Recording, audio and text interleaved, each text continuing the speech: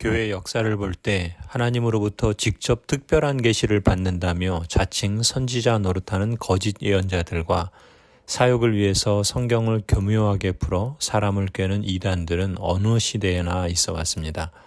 예수님이 승천하시고 불과 한 세대가 지난 주후 65년경 사도들이 여전히 살아있어 예수님의 가르침이 생생하던 그 시대에도 거짓 선지자들과 거짓 교사들이 교회 안팎에서 득세했습니다.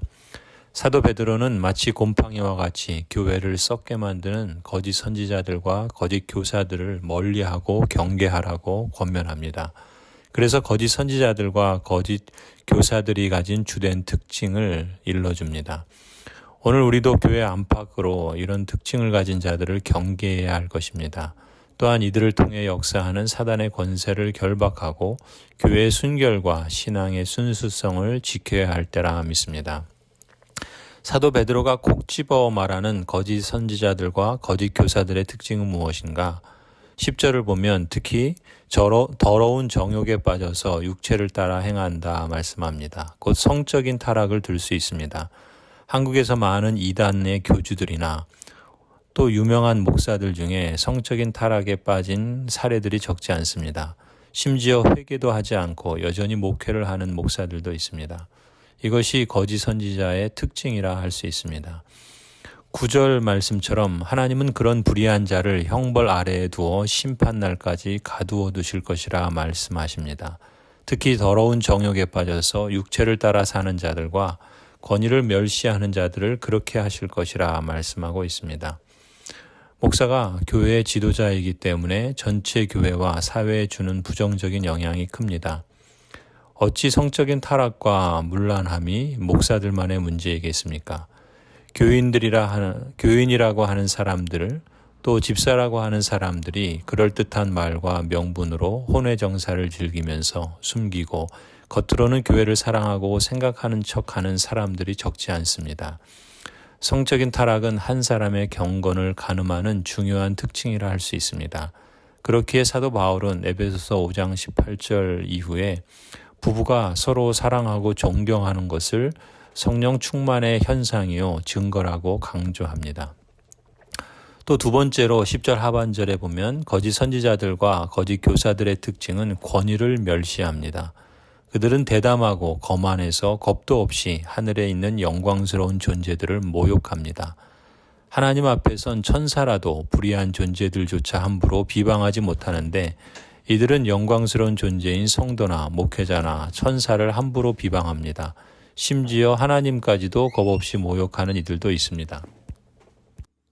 12절에 사도 베드로는 그러나 그들은 본래 잡혀서 죽을 목적으로 태어난 지각 없는 짐승들과 같아서 알지도 못하는 일들을 비방하고 결국 그러다가 짐승들이 멸망하는 것 같이 멸망을 당할 것이라 말씀합니다.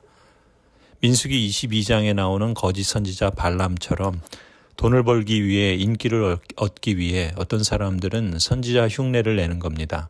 17절에 이런 사람들은 물 없는 샘이요 폭풍에 밀려가는 안개입니다. 그들에게는 캄캄한 어둠이 마련되어 있습니다. 그런데도 18절 이들은 여전히 허무맹랑하게 큰 소리를 칩니다. 왜 그런가? 발람을 찾았던 모압의 왕 발락의 요구처럼 자신들이 듣고 싶은 말, 하나님의 뜻과는 상관이 없어도 무조건 축복의 말을 해주는 거짓 선지자를 세상 사람뿐 아니라 교인들도 끊임없이 찾기 때문입니다. 오늘날 적지 않은 신자들이 이런 유혹을 받고 있습니다. 하나님의 말씀은 부담스럽고 어려우니 그런 말을 하지 말고 좀 듣기 쉽고 부담 주지 않은 말을 하라.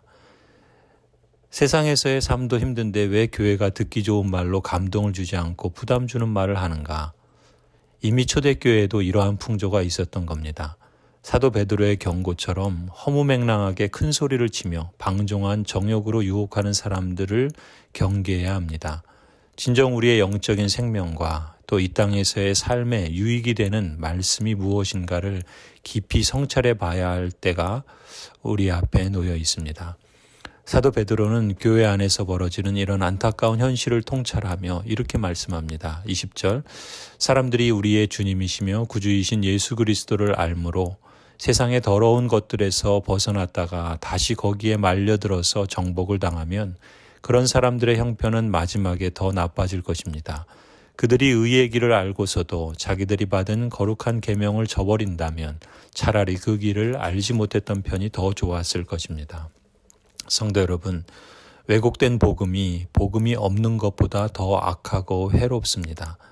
자기가 토한 것을 도로 먹는 개처럼, 몸을 씻고 나서 다시 진창에 뒹구는 돼지처럼 세상의 더러운 것들에서 벗어났다가 다시 거기에 말려들어 정복당하지 마십시다. 삶을 천박하게 만드는 가짜 복음을 경계하십시다. 성도 여러분, 성경과 성령에 의존하여 진짜 복음과 가짜 복음을 분별하는 능력 주시기를 간절히 기원합니다. 아멘.